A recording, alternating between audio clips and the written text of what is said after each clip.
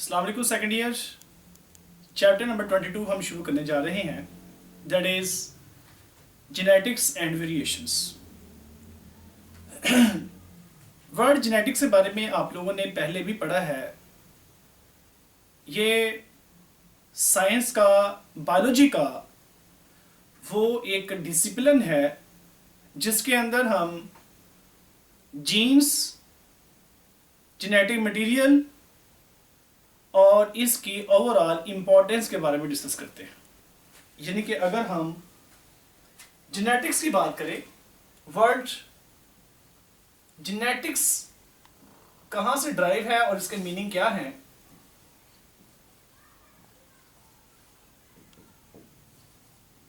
तो हम देखेंगे कि ये जो वर्ड है जेनेटिक्स, ये जीन से ही है, जिसके मीनिंग क्या है?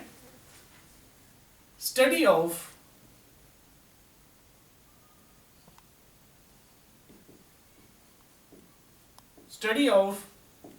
genes and also their importance, their role, their functions in inheritance। यहां पे मैंने दो नए वर्ड यूज किए हैं जेनेटिक्स के अलावा। एक मैंने वर्ड यूज किया जीन्स और दूसरा मैंने यूज किया है इनहेरिटेंस। दोनों में क्या डिफरेंस है? जीन और इनहेरिटेंस में क्या फर्क है? जीन क्या होती है? What is gene? ये आपने चैप्टर नंबर 20 में भी डिस्कस किया होगा जीन के बारे में। What is gene? हम ये डेफिनेशन पहले डिस्कस करते रहे हैं कि जीन एक इनहेरिटेंस का यूनिट है, लेकिन क्या आपने कभी ये सोचा है कि बायोलॉजिकली, केमिकली जीन क्या होती है? क्या जीन किसी एक यूनिट का नाम है या जीन मजीद सब यूनिट से मिलकर बनती है? जीन क्रोमोसोम का पार्ट है या जीन डीएनए का पार्ट है? ये कैसे बनती है? जीन हमारे कैरेक्टर को कैसे कंट्रोल करती है? इसके बारे में भी हम आज डिस्कस करेंगे।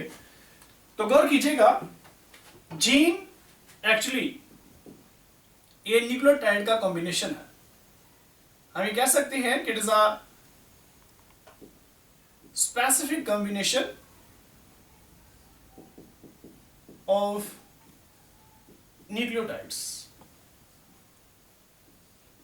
It is a specific combination of nucleotides on DNA। बुनियादी तौर पर हम जीन को डीएनए का पार्ट कहते हैं। आप ये भी कह सकते हैं कि gene is a part of DNA. Gene के अंदर दो कैरेक्टर बहुत स्पेसिफिक हैं। जीन के अंदर पहला कैरेक्टर यह स्पेसिफिक है कि इसके अंदर एक स्पेसिफिक सीक्वेंस होता है न्यूक्लियोटाइड का। हम ये कह सकते हैं कि it is consist of a specific sequence of nucleotides. एक तो इसमें यह बात बहुत अहम है कि इसमें न्यूक्लियोटाइड का जो सीक्वेंस है वो बहुत स्पेसिफिक है। दूसरा, इसमें स्पेसिफिक चीज क्या है? सीक्वेंस के साथ साथ इसमें स्पेसिफिक नंबर भी होता है, specific number of nucleotides. It means that कि हर जीन के अंदर ये दो चीजें बहुत ही स्पेसिफिक होंगी। कौन कौन सी? एक तो ये कि न्यूक्लियोटाइड का सीक्वेंस बहुत स्पेसिफिक होगा। दूसरा, हर जीन के अंदर न्यूक्लियोटाइड की तादाद भी फिक्स होगी, स्पेसिफिक होगी। अब ये पहले चीजें क्लियर करें, फिर आपको जेनेटिक्स की समझ आएगी। अब यहां पे मैंने वर्ड लिखा है न्यूक्लियोटाइड। क्या आपको पता है न्यूक्लियोटाइड क्या होता है? What is a nucleotide? Nucleotide कैसे बनता है? न्यूक्लियोसाइड और न्यूक्लियोटाइड में क्या फर्क है? क्या आपको ये बातें क्लियर हैं? अगर ये बातें क्लियर करेंगे तो आपको जेनेटिक्स की और ये क्रोमोसोम और डीएनए की सही बात समझ आएगी। याद रखिएगा, एक न्यूक्लियोटाइड के 3 कंपोनेंट्स होते हैं। मैं ये समझता हूं कि न्यूक्लियोटाइड एक यूनिट है, ये जीन का एक यूनिट है, और इस यूनिट के अंदर 3 सब यूनिट्स होते हैं। इस यूनिट के अंदर कितने? 3 सब यूनिट्स हैं। कौन कौन से इसमें सब यूनिट है? The first one that is pentose sugar. Pentose 5 carbon वाली शुगर है, पेंटोज शुगर यानी कि 5 कार्बन वाली शुगर है। दूसरा इसमें नाइट्रोजीनियस बेसिस होती हैं, और तीसरा इसमें होता है फास्फोरिक एसिड। फास्फोरिक एसिड, ये 3 चीजें मिलती हैं तो एक न्यूक्लियोटाइड बनता है। अब जरा गौर करें कि न्यूक्लियोटाइड की केमिकल नेचर आपके सामने है। ये बनता कैसे? पेंटोज शुगर 5 कार्बन वाली शुगर को कहते हैं, लेकिन याद रखिएगा पेंटोज शुगर भी आगे 2 तरह की है। It may be ribose sugar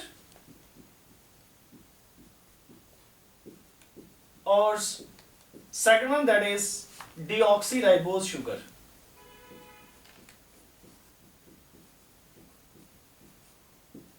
इसका मतलब ये हुआ कि ये शुगर भी 2 तरह की है, राइबोज शुगर और डीऑक्सीराइबोज शुगर।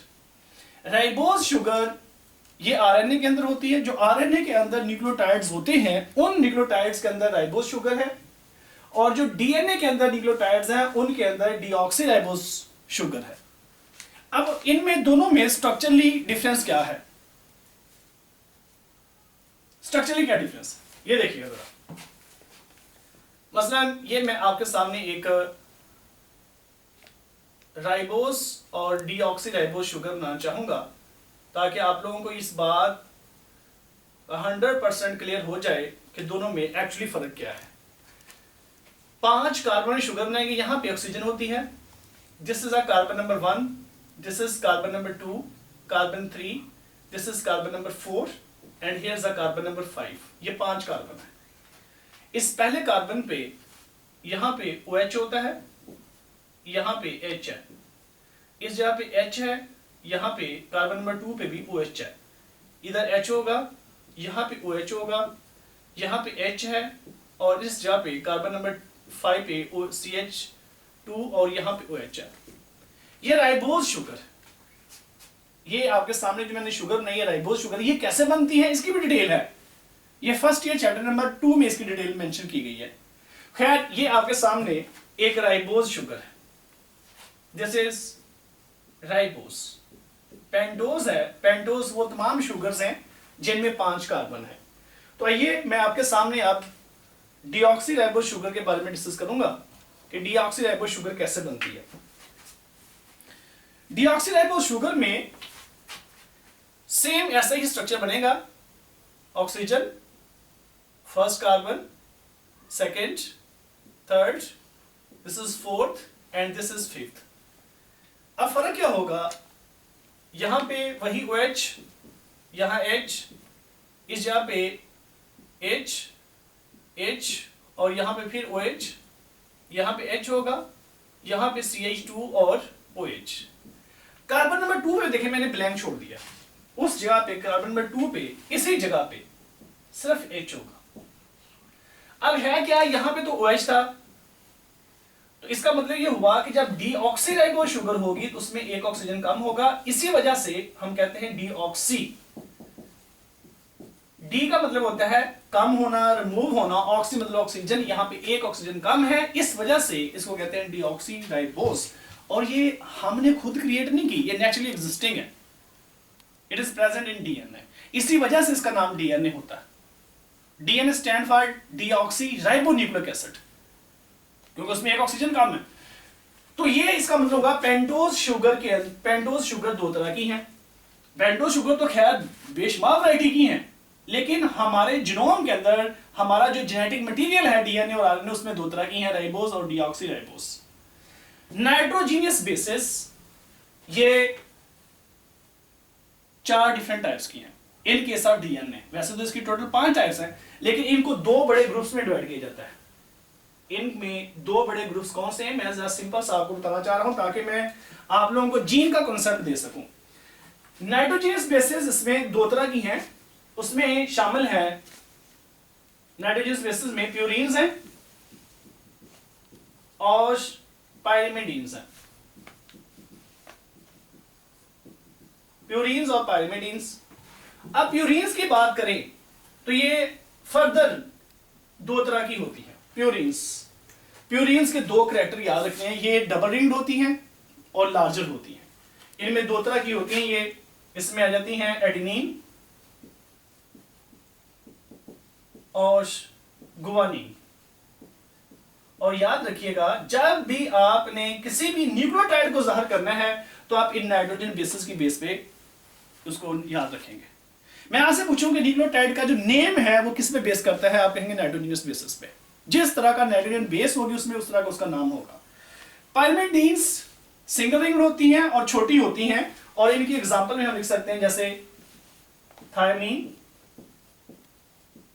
इसमें हम लिख सकते हैं साइटोसिन, और इसमें है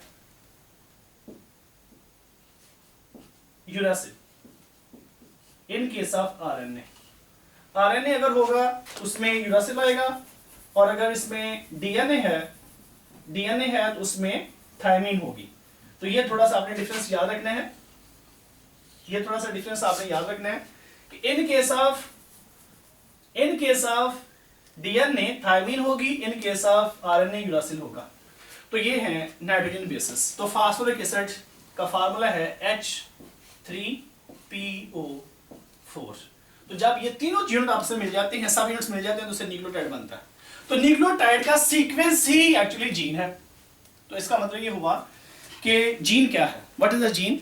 gene is a sequence of nucleotides on DNA. तो डीएनए का छोटा सा एक पार्ट है जीन। तो जीन किससे बनी हुई है? न्यूक्लियोटाइड से। तो न्यूक्लियोटाइड के कितने सब यूनिट हैं? 3। वो मैंने आपके सामने डिस्कस किए हैं।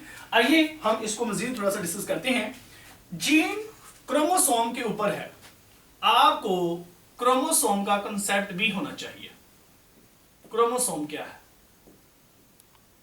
बड़ी अहम बात है ये, बस ध्यान से सुन लीजिएगा। क्रोमोसोम, मैं यहां लिखता हूं genetic material,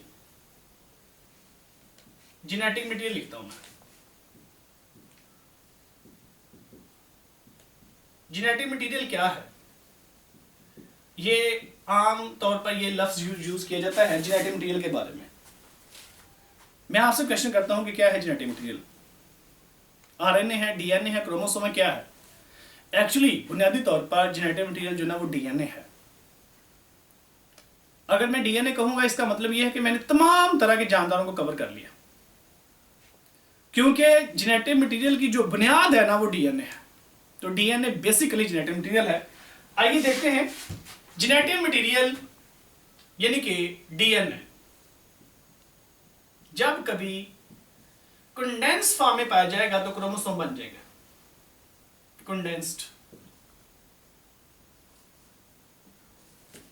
condensed form of genetic material is called as chromosome।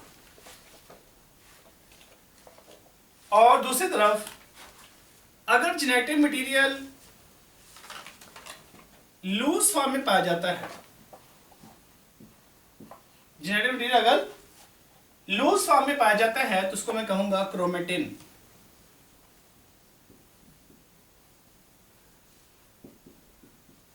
Chromatin और chromosome, loose form of genetic material is called as chromatin. जरा नेक्स्ट बात सुने। क्रोमोसोम तब बनते हैं जब सेल डिवाइडेड स्टेज पे हो, डिवाइडिंग स्टेज पे हो, उसमें से कोई भी फेज हो, यानी कि या तो मियोसिस फेज में आ रही है या फिर ये माइटोसिस में आ गया। माइटोसिस या मियोसिस के दौरान जेनेटिक मटेरियल कंडेंस होता है, उस वक्त क्रोमोसोम होते हैं। तो जब सेल नॉन डिवाइडिंग स्टेज पे हो तो वो क्रोमेटिन की फॉर्म में होता है। नॉन डिवाइडिंग स्टेज यानी कि सेल डिवाइड हो चुका है, अब सेल ने डिवाइड नहीं होना। नॉन डिवाइडिंग स्टेज, अब नॉन डिवाइडिंग स्टेज कौन सी हो सकती है? आप उसको कह सकते हैं इंटरफेस। इंटरफेस, जिसको हम मिसलीडिंगली रेस्टिंग फेज भी कहते हैं। आप लोग ये काम करें, मेरा लेक्चर चैप्टर नंबर 21 का सेल साइकिल का वो लाजमी सुने। आप लोग मेरे इस फोरम पे आए, वहां पे प्ले लिस्ट पे जाएं, चैप्टर नंबर 21 को निकालें और उसमें सेल साइकिल के जो इब्तदाई मराहल हैं उनको जरा सुने, आपका इसके बारे में और कंसेप्ट क्लियर होगा। तो क्रोमोसोम और क्रोमेटिन में फर्क क्लियर हो गया कि जेनेटिक मटेरियल डीएनए वगैरह अगर तो वो कंडेंस फॉर्म में है तो क्रोमोसोम की फॉर्म में आ जाएगा, और अगर वो लूज फॉर्म में तो क्रोमेटिन की फॉर्म में आ जाएगा। अब याद रखिएगा, एक क्रोमोसोम के अंदर, ये क्रोमोसोम है, एक क्रोमोसोम के अंदर सिर्फ और सिर्फ एक ही डीएनए पाया जाता है। एक क्रोमोसोम के अंदर एक डीएनए होता है, एक से ज्यादा डीएनए नहीं होते, और वो डीएनए कॉइल्ड फॉर्म में पाया जाता है। इन केस ऑफ यूकैरियोट्स क्रोमोसोम के अंदर प्रोटीन भी होती है, लेकिन इन केस ऑफ प्रोकैरियोट्स के अंदर क्रोमोसोम के अंदर सिर्फ डीएनए होता है। ये बात दोबारा क्लियर कर दूं कि जो यूकैरियोट्स होते हैं, जैसे हमारा सेल है, हमारे सेल के अंदर क्रोमोसोम के अंदर दो चीजें हैं, डीएनए भी है और प्रोटीन भी है। लेकिन अगर हम प्रोकैरियोट्स की बात करें तो उनमें सिर्फ और सिर्फ डीएनए ही होता है, तो क्रोमोसोम के अंदर डीएनए ही है। अब ये देखिए, क्रोमोसोम है आपके सामने, इसके अंदर डीएनए है। तो जब ये एक सिंगल क्रोमोसोम है, this is a single chromosome, जब सेल ने डिवाइड होना है तो याद रखिएगा ये क्रोमोसोम भी डुप्लीकेट हो जाते हैं। खैर, ये सारी की सारी बातें आपने पढ़नी है चैप्टर नंबर 21 में और चैप्टर नंबर 20 में। लेकिन हमारी बॉडी में क्रोमोसोम पेयर की फॉर्म में पाए जाते हैं। ये एक क्रोमोसोम है, सपोज दैट कि ये मेल से है, क्योंकि हमारी बॉडी के अंदर 26 क्रोमोसोम हैं जिनको हम 23 पेयर्स कहते हैं, या अगर हम 23 और 23 कर लें तो 23 मेल से आते हैं, 23 फीमेल से। सपोज दैट ये क्रोमोसोम है, ये मेल से है। ये मैं मिसाल देता हूं कि ये क्रोमोसोम नंबर 20th है, 20th पेयर है। ये ऐसा ही एक और क्रोमोसोम मैं यहां बना लेता हूं, ये देखें जरा, ये दूसरा क्रोमोसोम है। सपोज दैट कि ये फीमेल से है, ये 20th पेयर है। इस तरह के हमारे जीनोम के अंदर मौजूद हैं कितने, 23 पेयर हैं। ये सपोज दैट कि ये फीमेल से है। ये जरा गौर कीजिएगा, ये मैं यहां लिख देता हूं, ये आया है फीमेल से, ये एक पेयर है क्रोमोसोम का। अब इस क्रोमोसोम, ये कंडेंस फॉर्म है, जेनेटिक मटेरियल क्रोमोसोम बन चुके हैं, इसके अंदर डीएनए है। मैंने कहा जीन कहां पाई जाती है, डीएनए के ऊपर है।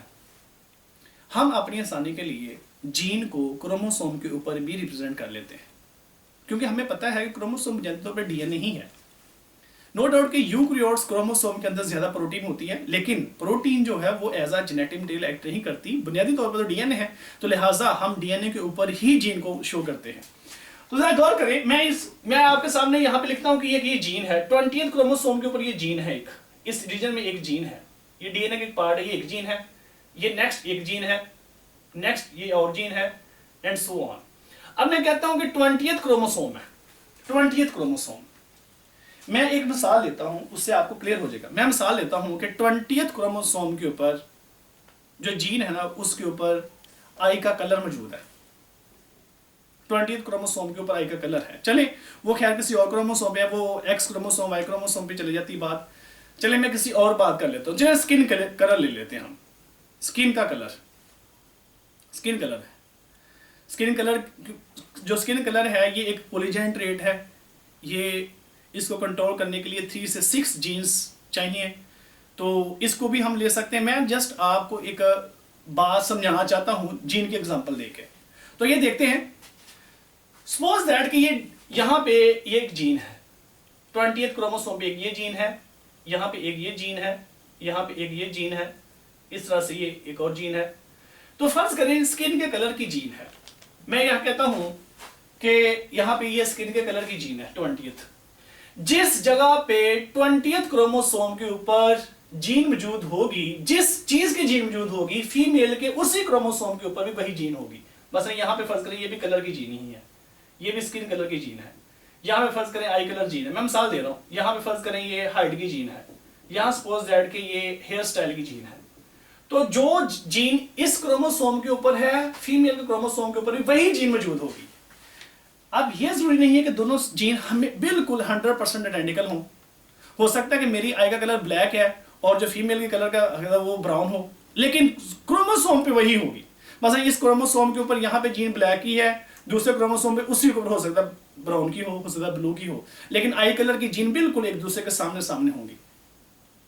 इसका मतलब ये हुआ कि एक जीन यहाँ पे जिस कलर की पाई जा रही है उसी कैरेक्टर की यहाँ पे हो सकता है लेकिन डिफरेंट हो। यहाँ पे फर्ज करें किसी की हाइट टाल है तो यहाँ पे टाल की पाई जा रही हो, यहाँ पे हो सकता है वही शॉर्ट की हो, लेकिन होगी उसी कैरेक्टर की, उसी ट्रेड की होगी। अच्छा, ये तो होगी जीन, तो यहां पे ये भी जीन है। तो इस तरह की जो जीन होती हैं इनको एक दूसरे की अलील का नाम देते हैं। ये एक दूसरे की अलील है। मसलन मैं कहता हूं कि एक जीन है कैपिटल ए, अब दूसरी तरफ भी हो सकता है कैपिटल ए ही हो। एक तरफ है कैपिटल बी, तो पॉसिबल है दूसरी तरफ स्मॉल बी हो। एक तरफ फर्क करें कैपिटल डी है तो हो सकता है दूसरा स्मॉल डी हो। एक तरफ फर्क करें स्मॉल जी है तो हो सकता है दूसरी तरफ भी स्मॉल जी हो। तो यहां पे भी डोमिनेंट, यहां पे हो सकता है स्मॉल एच है, यहां पे हो सकता है कैपिटल एच हो। तो इसका मतलब है होगी वही लेकिन अल्टरनेटिव हो सकती है। तो इसका मतलब ये हुआ कि जीन और अलील में क्या फर्क हुआ। जीन क्या है? जीन हम कहते हैं आपके सामने है सीक्वेंस ऑफ न्यूक्लियोटाइड्स और DNA is a part of DNA. तो अलील क्या हुई? अलील को दो तरह से डिफाइन करते हैं। ये कॉन्सेप्ट अपना स्ट्रॉन्ग करना है। अलील को हम दो तरह से डिफाइन करते हैं। ये दिखें जरा, ये आपके सामने एक जीन का पेयर भी है और ये एक दूसरे की अलील भी है। हम ये कह सकते हैं कि अलील क्या है? अलील is a partner of a gene pair. एक जीन पेयर का पार्टनर, यानी कि जिसके बगैर जीन का पेयर मुकम्मल नहीं हो रहा। यानी कि इसका मतलब ये हुआ ये इसका पार्टनर है, ये इसका पार्टनर है, ये दोनों एक दूसरे की अलील भी हैं। ये जीन का पेयर भी है लेकिन एक दूसरे की ये अलील भी हैं। फिर हम जी अलील को ऐसे भी डिफाइन कर सकते हैं, it is an alternative form of a gene. एक जीन की अल्टरनेटिव फॉर्म, तब्दील शुदा फॉर्म। मतलब ये कैपिटल बी है, ये स्मॉल बी है, ये जीन पेयर भी है लेकिन कैपिटल बी की स्मॉल बी उसकी अल्टरनेटिव फॉर्म है। तो अलील को हम दो तरह से डिफाइन करते हैं, या तो वो जीन पेयर का पार्टनर होता है या हम उसको कहते हैं ये अल्टरनेटिव फॉर्म है किसी जीन की। तो ये होते हैं अलील। अब होता ये है कि फर्ज करें ये जीन पेयर है या अलील का पेयर है, तो एक क्रोमोसोम पे पाया जाएगा, दूसरा दूसरे पे पाया जाएगा। ये दोनों क्रोमोसोम स्ट्रक्चर में सिमिलर जो होते हैं उनको कहते हैं होमोलोगस क्रोमोसोम्स। होमोलोगस क्रोमोसोम्स का नाम देते हैं। जो क्रोमोसोम स्ट्रक्चरली एक जैसे होते हैं उनको होमोलोगस क्रोमोसोम का नाम देते हैं। लेकिन ये जरूरी नहीं होता कि उनके फंक्शन भी सिमिलर हों, क्योंकि उनके जीन डिफरेंट है। तो जीन अगर हो सकता है सिमिलर भी हो, जैसे मैंने यहां पे लिखा है ये स्मॉल जी दोनों एक जैसी हैं, लेकिन ये जरूरी नहीं होता कि वो लाजमी सेम होंगी। मसलन यहाँ पे कैपिटल टी है, यहाँ पे स्मॉल टी है, यहाँ पे कैपिटल बी है, यहाँ स्मॉल बी है। तो क्रोमोसोम स्ट्रक्चर में एक जैसे हों, लेकिन जैसे मसलन ये दो हैं, ये दो फर्ज करें क्रोमोसोम है, स्ट्रक्चर में एक जैसे हैं लेकिन इनके कैरेक्टर एक जैसे नहीं है। ये ब्लैक है, ये ब्लू है। तो ऐसे क्रोमोसोम जो स्ट्रक्चरली सिमिलर हों लेकिन फंक्शनली वो डिफरेंट हो, ऐसे क्रोमोसोम को कहते हैं होमोलोगिक क्रोमोसोम। और ये पेयर जो होमोलोगिक क्रोमोसोम का एक मेल से आता है, एक फीमेल से आता है। 46 क्रोमोसोम है, 23 मेल से है, 23 फीमेल से है। तो जो जिस जगह पे मैं पहले बता चुका हूं, जिस जगह पे एक क्रोमोसोम पे जीन है उसी कैरेक्टर की, उसी ट्रेड की दूसरे क्रोमोसोम पे उसी पोजीशन पे जीन होगी, लेकिन हो सकता है उसका कोई और फंक्शन हो। जैसे मैंने आई कलर बताया, आई कलर एक ट्रेड है, ये रेड कह रहा हूं, ये ब्राउन हो सकता है, ब्लू हो सकता है, ब्लैक हो सकता है। जैसे स्किन का कलर एक ट्रेड है, ये डार्क ब्लैक हो सकता है, ब्लैक हो सकता है, फेयर हो सकता है, ये लेस फेयर हो सकता है, ये डिफरेंट टाइप्स के हो सकता है, पोजीशन वही होगी। तो इस तरह से हम क्रोमोसोम की बात करते हैं। खैर, ये आपके सामने एक क्रोमोसोम का पेयर है, ये एक होमोलोग है, एक होमोलोग कहेंगे, दूसरा ये दूसरा होमोलोग है। अब जीन की डिफरेंट फॉर्म्स हैं या अलील की डिफरेंट टाइप्स भी होती हैं, वो भी हम डिस्कस करेंगे। तो वो इंशाल्लाह हम नेक्स्ट लेक्चर में डिस्कस करेंगे। मैं दोबारा से ये क्रोमोसोम के बारे में इंशाल्लाह डिस्कस करूंगा, रिसेसिव, डोमिनेंट, होमोजाइगस, हेटेरोजाइगस, ये सारी की सारी डिटेल हम इंशाल्लाह नेक्स्ट लेक्चर में पढ़ेंगे। आज का जो मेरा बुनियादी लेक्चर था वो आपको इस चैप्टर के अंदर ओवरऑल इंट्रोडक्शन देना था। जीन क्या होती है, अलील क्या होती है, क्रोमोसोम के ऊपर ये कहाँ पे पाए जाते हैं, क्रोमोसोम एक्चुअली क्या होते हैं, क्रोमेटिन क्या होता है, ये चीज़ें आपको बिल्कुल क्लियर होनी चाहिए। यहाँ पे एक पॉइंट और है कि क्रोमेटिड क्या होता है, क्रोमेटिड। तो मैंने इस वजह से कहा है कि आप लोग मेरा ये जो चैप्टर नंबर 21 का लेक्चर लाजमी सुने ताकि आपको इन चीज़ों का बारे में क्लियर हो। बाकी इंशाल्लाह हम नेक्स्ट लेक्चर में मिलते हैं। अपना बहुत ख्याल रखें। अल्लाह हाफिज़।